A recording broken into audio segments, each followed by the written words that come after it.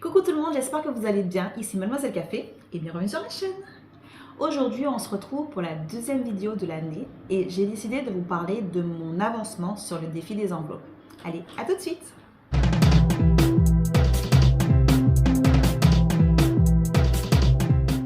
Vous le savez, l'année dernière, il y a quasiment un an, peut-être 11 mois plutôt, ça doit être un défi que j'ai fait en février, j'avais décidé de me lancer dans le défi des 100 enveloppes.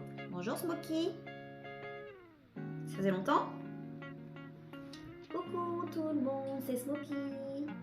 Voilà, fais coucou. Alors, pour ceux qui ne se rappelleraient pas de ce que c'est, je vous mets dans le petit i juste ici les vidéos pour vous expliquer un petit peu en quoi consiste le défi des 100 enveloppes. Donc, je vous présente mon état d'avancement. Comme vous le savez, je suis quelqu'un qui adore mettre de la couleur partout. Donc, j'ai décidé de chaque mois colorier une enveloppe ou plusieurs enveloppes si je pouvais en faire plusieurs et pour me permettre de voir un petit peu mon avancement. Donc, si vous comptez juste, si j'ai compté juste en Smokey. Donc, je vous disais, en 2023, j'ai rempli 17 enveloppes. J'ai pu économiser cette année 426 €.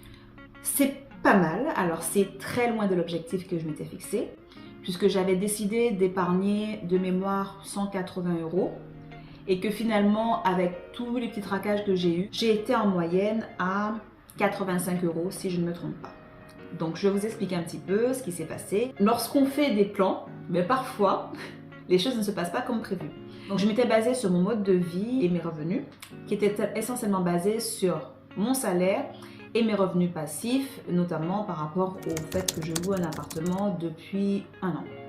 Qu'en mois de juin 2023, j'ai appris qu'on ferait des travaux de ravalement de façade et donc on était amené à verser des fonds de travaux. À côté de ça, au mois de juin, ma locataire m'annonce qu'elle veut quitter le logement. Donc elle a quitté le logement en août et la chance que j'ai eue, après j'avais bien choisi mon logement quand même, c'est que j'ai pu retrouver une locataire au bout de 2 semaines à peine.